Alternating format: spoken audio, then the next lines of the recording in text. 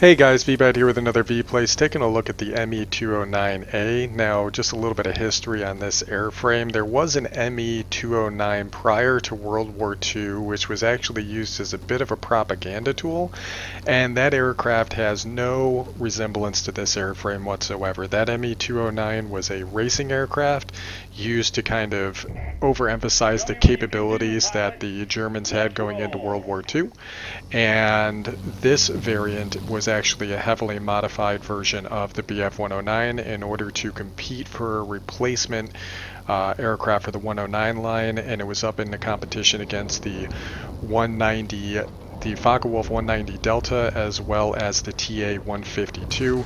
None of these aircraft ended up going into production, however. Well, the D did, but you didn't see much production coming out of the ME-209s, and you didn't see any coming out of the TA-152s, really, because we were just too late in the war for it to really come into fruition. Now, what is the ME-209? Well, I already mentioned it's a highly modified 109, and you'll see a lot of similarities in the performance, the roll, as well as the cannon layout that the aircraft has. What you've experienced in the G was that you had two 13mm machine guns and you had a 30mm Mark 108 cannon in the hub. You're going to have a similar layout here, although the machine guns are upgraded to 20mm cannons and they're mounted in the wing roots. They're still synchronized with the propeller since they're inside of that propeller wash, but you can upgrade the hub-mounted cannon to a 103, a Mark 103 cannon, which means that you're going to get a lot more velocity out of that cannon, although it overheats very rapidly, and will allow you to be able to get some damaging shots at range.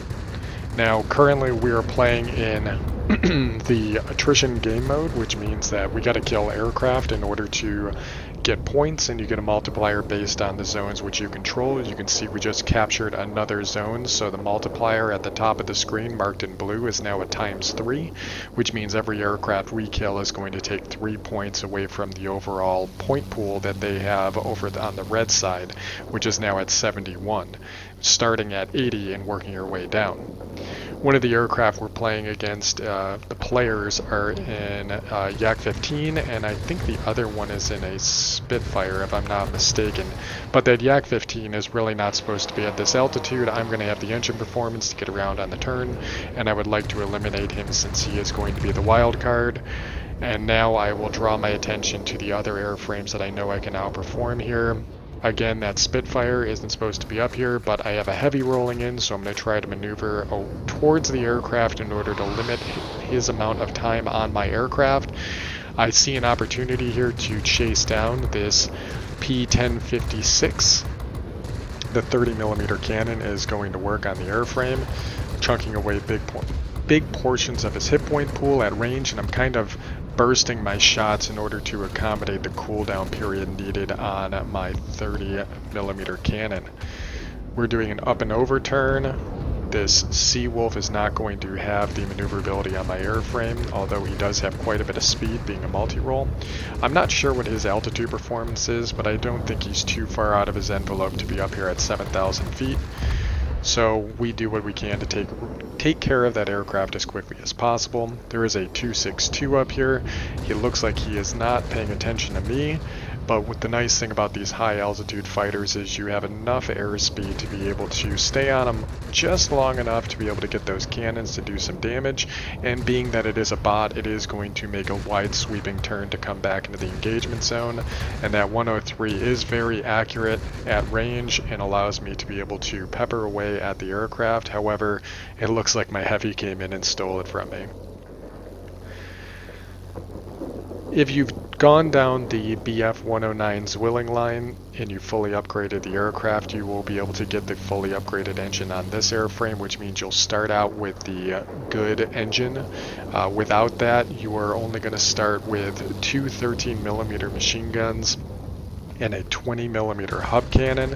You actually have to upgrade to the 108 hub cannon, although you can get it to carry over think you can get it to carry over from the Zwilling. I may be mistaken. I remember having to unlock it for some reason. Either way, you're going to start out at a disadvantage compared to the 109G, and it's going to suck at first, but once you get past that point, you can even get it to match the 109G with its gun power by getting to the 108 cannon. You will find that you are going to start performing a little bit better, and then once you get it fully upgraded with the 20mm cannons, which come at the cost of the airframe first, then upgrading to the 103, that's the way I upgraded it, and it turned out to perform very well for me. We've essentially air supremacied right now, but since we don't have the air superiority portion of the game in attrition mode, we just have a ×5 multiplier, so we really only need to kill 4 aircraft at this stage, which is going to be relatively easy. You can see the aircraft is performing very well at its altitude block. I'm staying at high altitude and just isolating targets. They managed to take this zone back, but I don't care too much about it. I have overshot that aircraft because I know I have some allies coming in on him, and he was on fire. That knocked him out. That means that we only need to kill, with a ×4 multiplier, still 4 aircraft. So let's see what we can do here.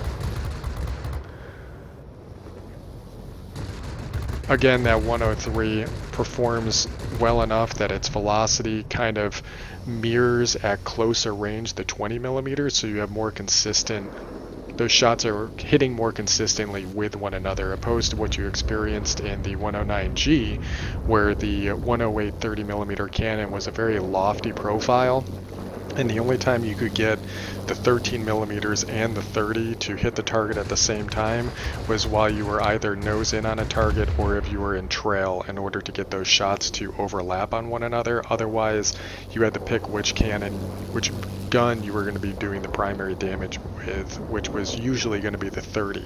In this instance, at closer range, you can get all of those guns to hit more consistently. My mistake. The other player was in a P-51H. Being that he is also an altitude performing aircraft, you can see here that we have the advantage when it comes to firepower compared to him, and we're able to eliminate that aircraft quite handily, and he was paying way too much attention to that bomber opposed to our airframe. With that, let's go to the end result screen.